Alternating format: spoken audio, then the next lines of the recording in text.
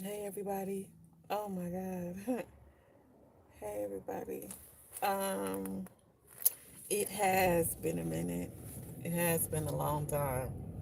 Um I've been going through a lot of things, but I just wanted to touch on something that's been on my heart lately. I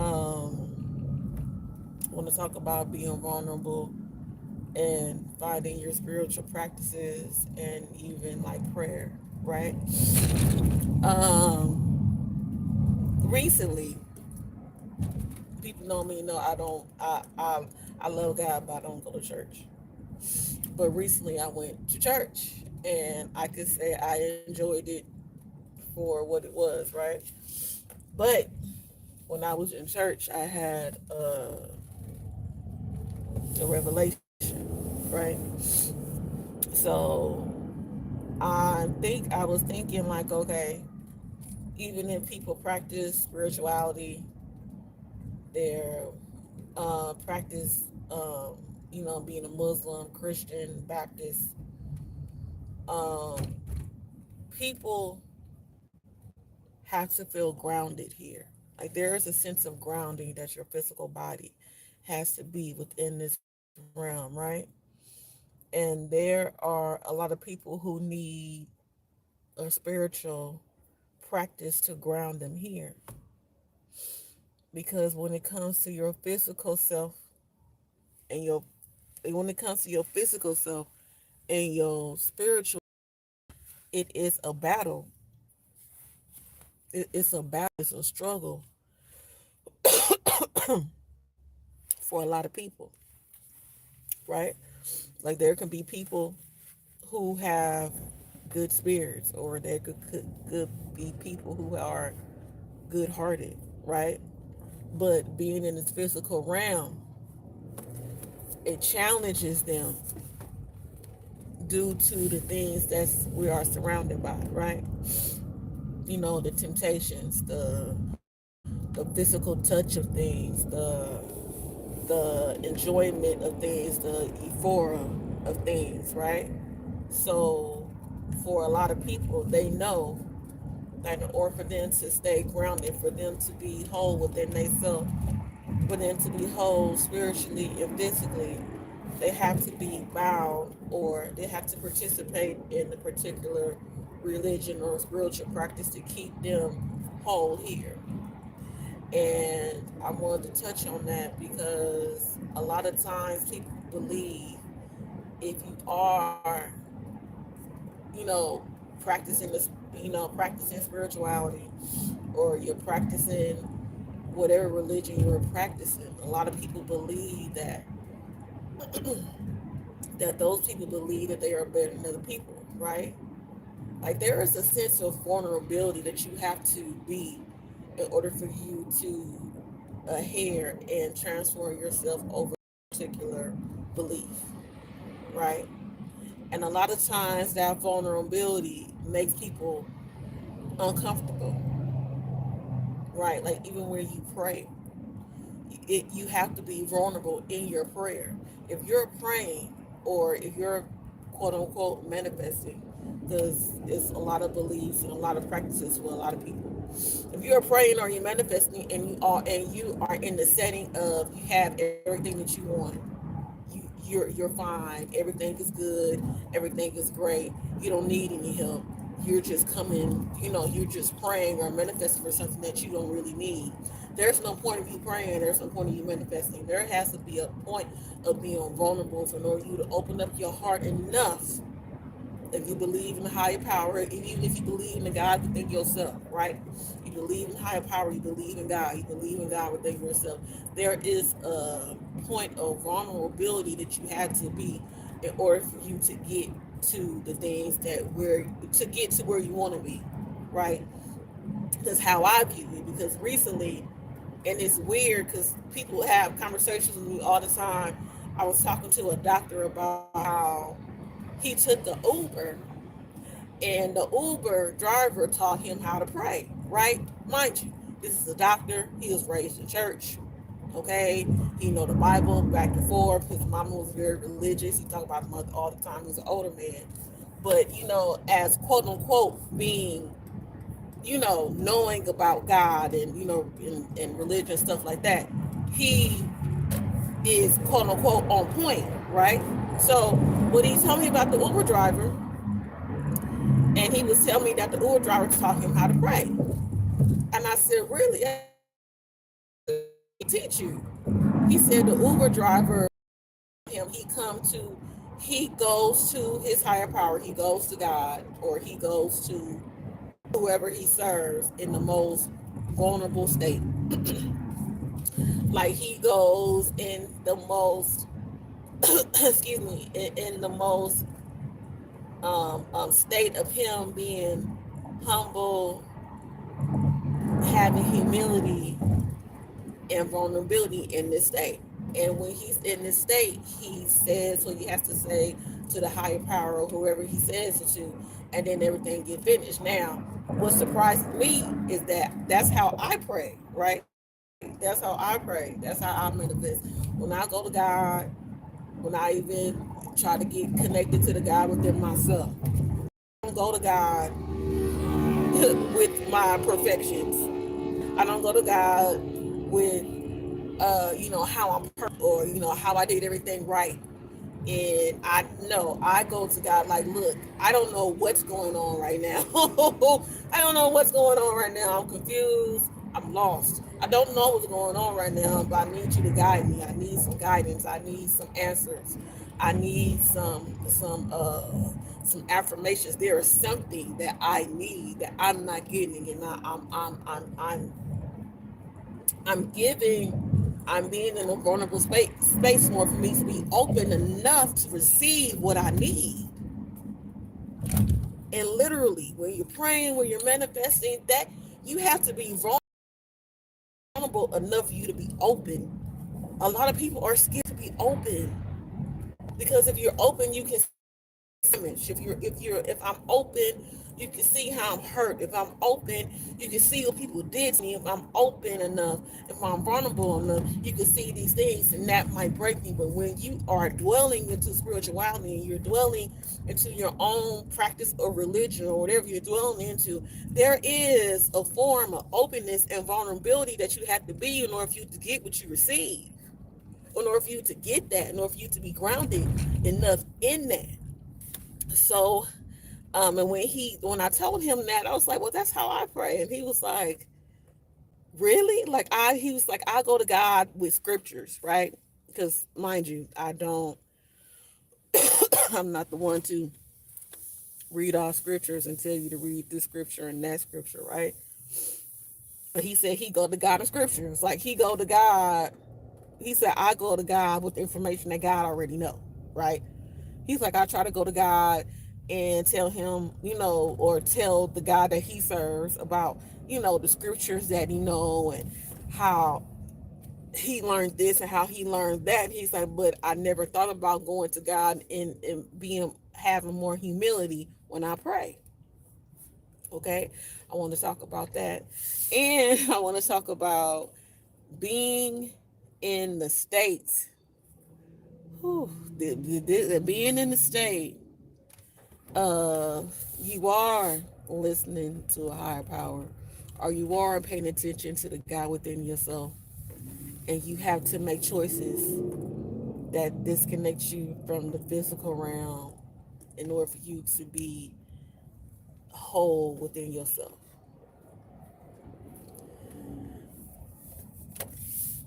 When we get here, right?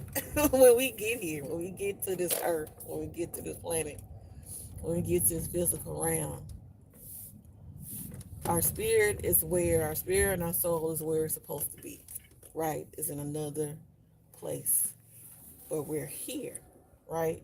So we have connections of our spirit and our soul here, but our spirit in another realm, like it wasn't created in this physical realm, right? So being that it wasn't created in this physical realm, our bodies were created in this physical realm. And when our bodies are created in the physical realm, we have to pick and choose. We have to decide.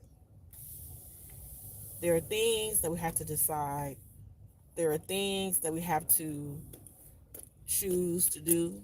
There are things we have to choose not to do. There are things that we have to pay attention to. There are things that we have to understand what's serving us and understand what's not serving us in that space. And a lot of times when you're concentrating on your spirit and you're concentrating on your wholeness here, you have to disconnect physically from the things you could possibly enjoy here in the physical realm.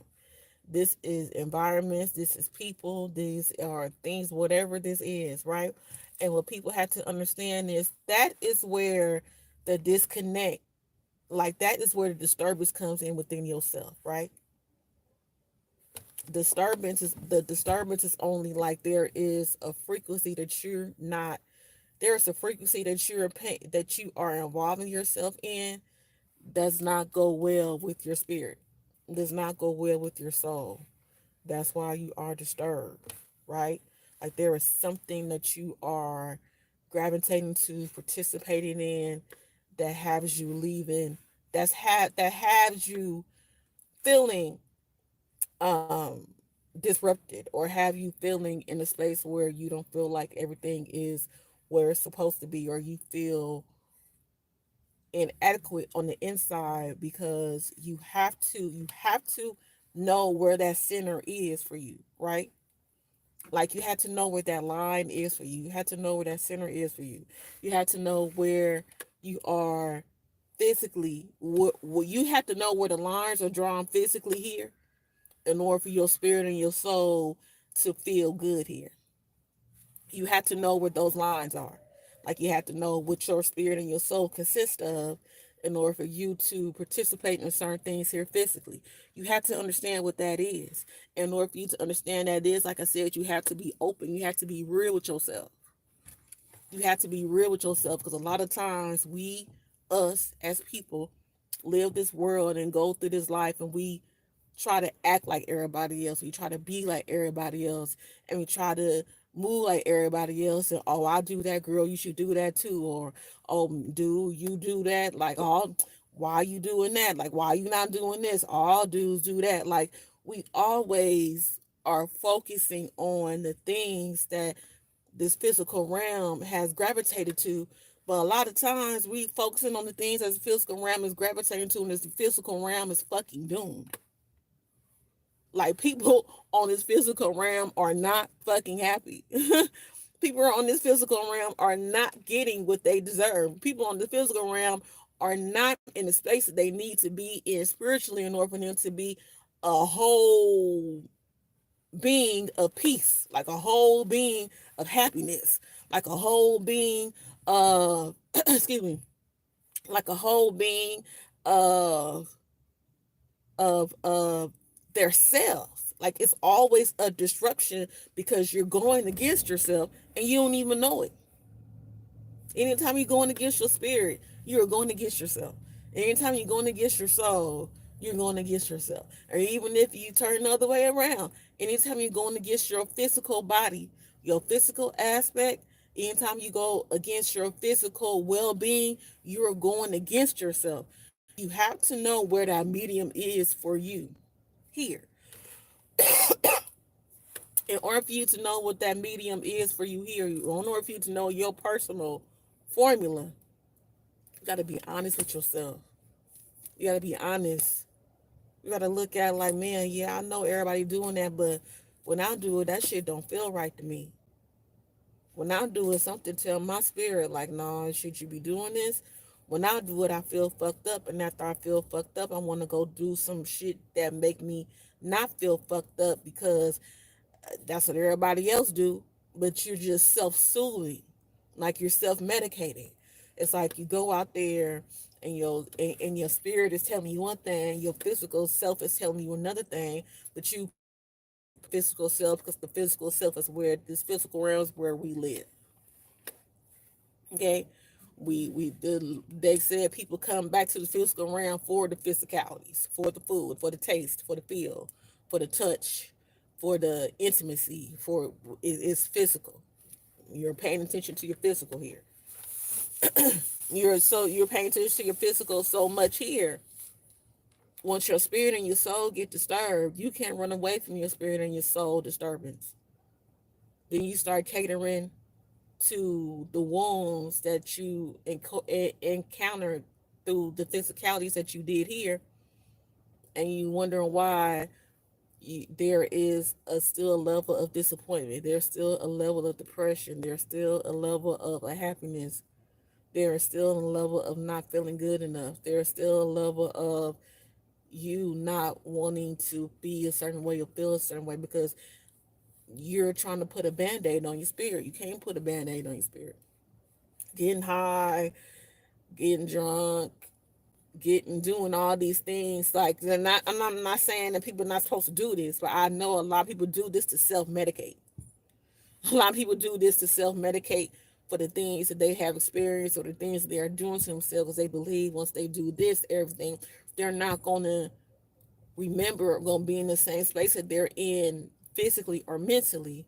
But you can't put that thing that you try to cope with your physicality is not going to be able to put a band-aid on your spirit. It's not. It's not. It's not going to be able to put a band-aid on your spirit. It's not going to be able to put a band-aid on your soul. That's why no matter what you do, no matter how many times you do smoke or how many times you do get drunk or how many times you do act like everything is fine or how many times you still feel fucked up, you will never be able to put a band-aid on that. You have to be vulnerable enough. You have to be open enough for you to be open and vulnerable within yourself and your discretions and your mistakes and your disappointments. So whatever it is can get that so you can get that out of you.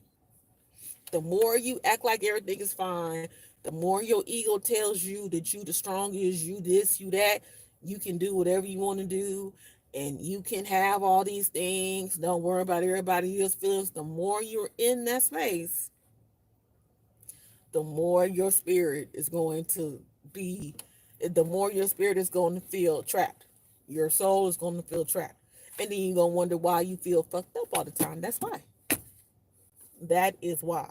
You have to be vulnerable when you're in the space of spirituality. You have to be vulnerable even into yourself if you believe God is within you.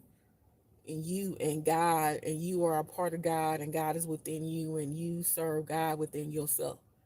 You still have to be vulnerable to yourself.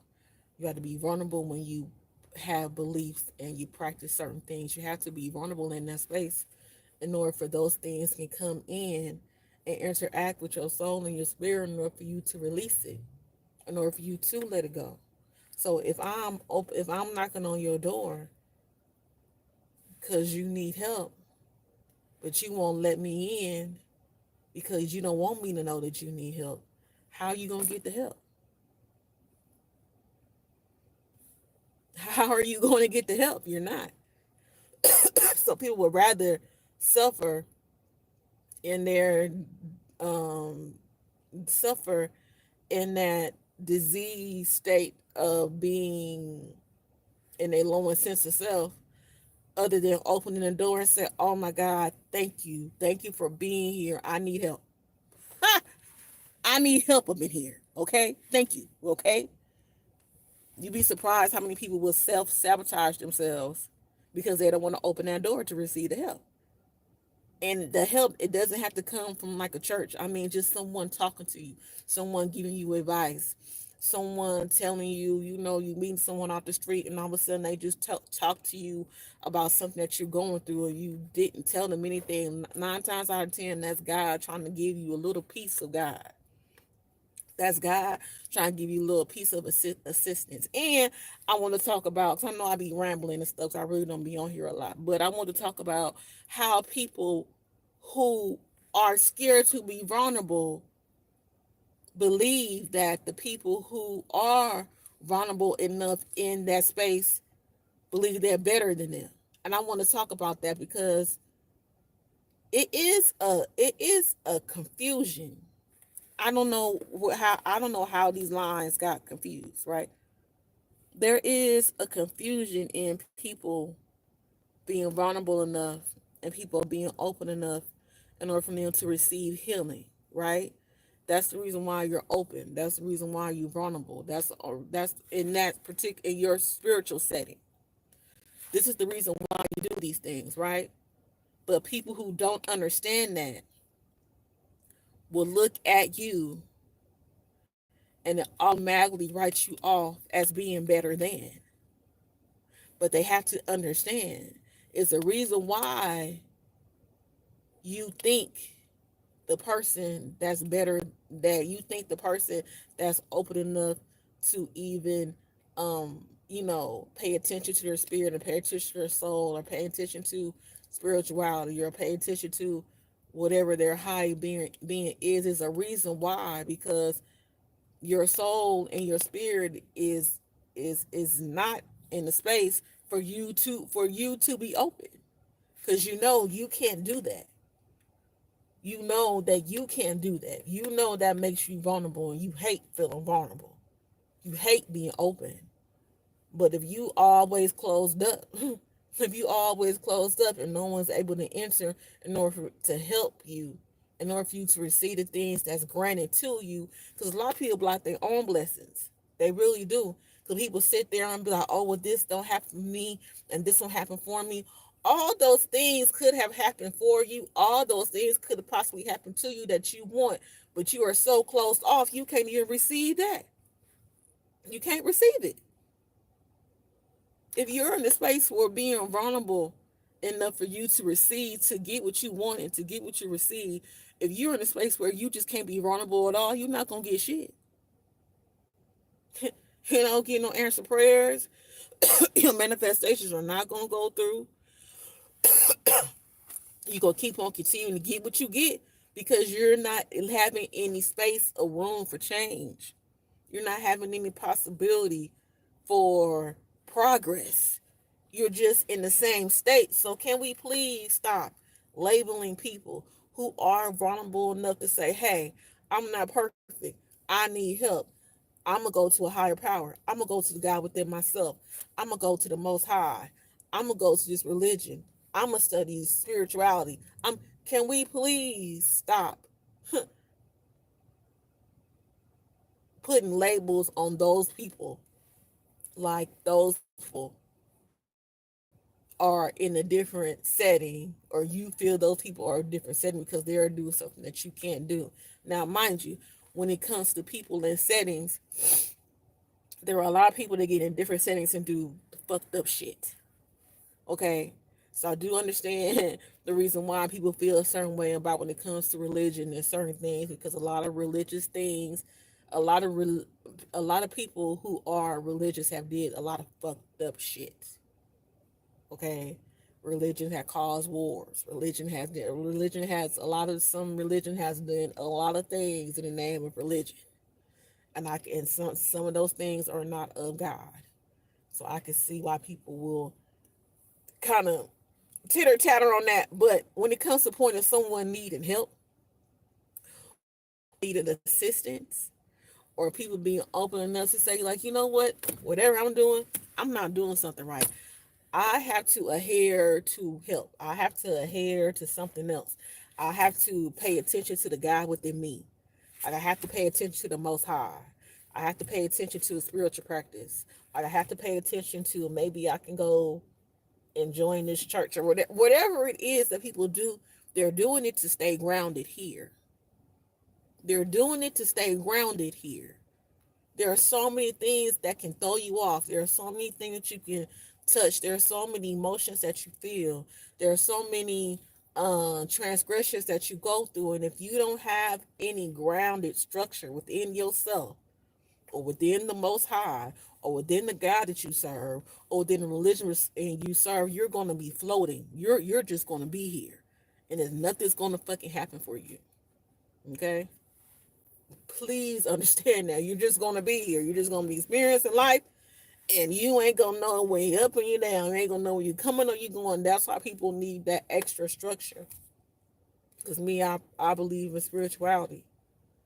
So I pay attention to the more of the God, or the relationship I have with God within myself, and how I see God. I see God everywhere. I don't just see God in church. God is too big. That God energy, God consciousness is too big to be held in a particular and to be okay. God is too grand. God consciousness is too grand just to be perceived to be in one setting, and that's how I've always felt. So when it comes to, I see God everywhere. I'm in my car right now. That sun, that's God. That sun shining on me right now is God. I see God everywhere.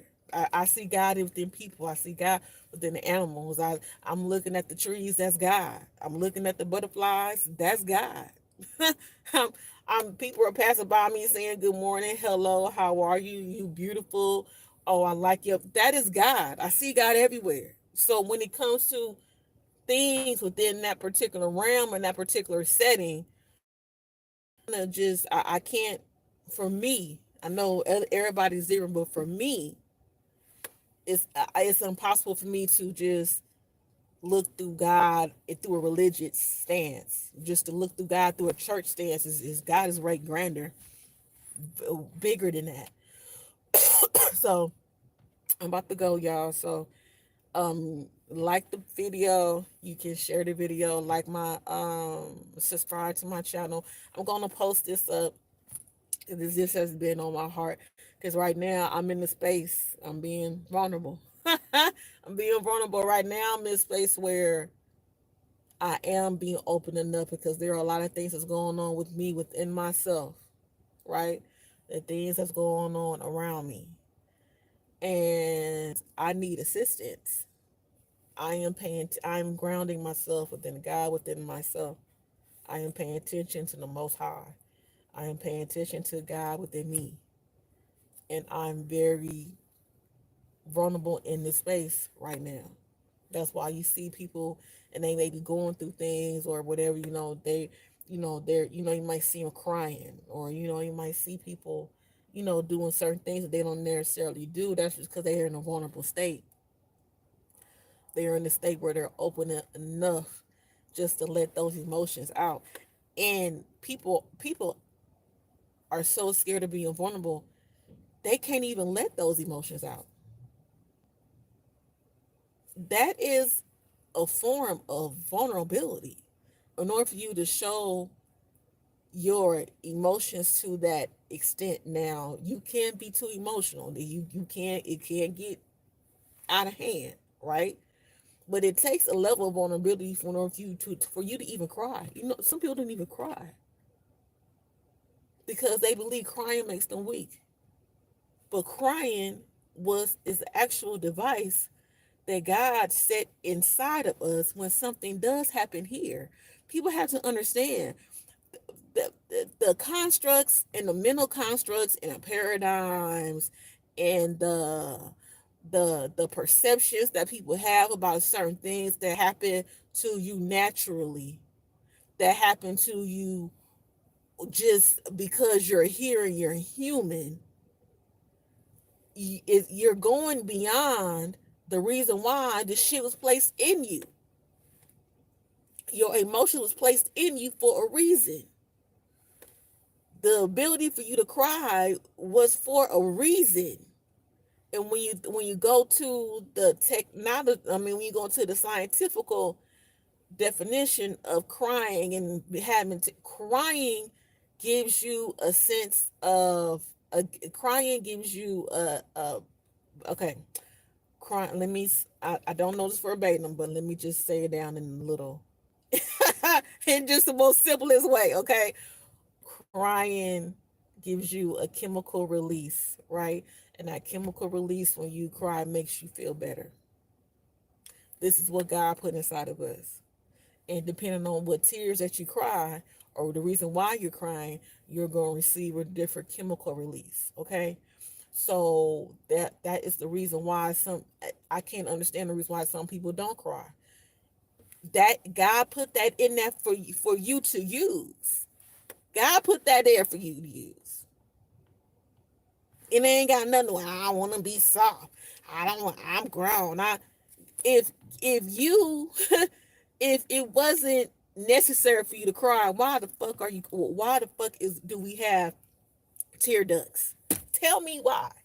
God put that there. So if God put that there, why aren't you not using it? You're not using it because of the paradigms and the information that this world done told you about crying. Even in that space, okay? Even in that space, people have a hard time. So it's a lot of things. It's a lot of things people have to do in order for them to be vulnerable enough in order to receive the love of God. This ain't got nothing to do with religion. This ain't got nothing to do with, just to receive the love of God. Just the love of God. Women cry too much, men don't cry enough. I don't know. I knew men that cry. I know some women who don't cry. That's just based on certain opinions. That's the logic that people tell everybody, but on a majority level they can say that. But personally, like when I look at my personal world, like it's the opposite.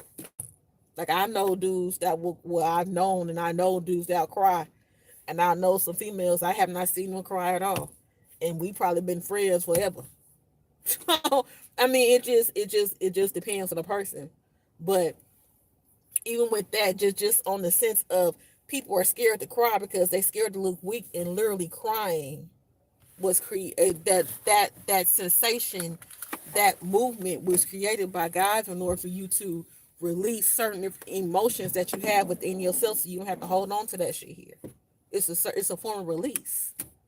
It's cleansing. Okay, I'm about to go, y'all. I'm about to go.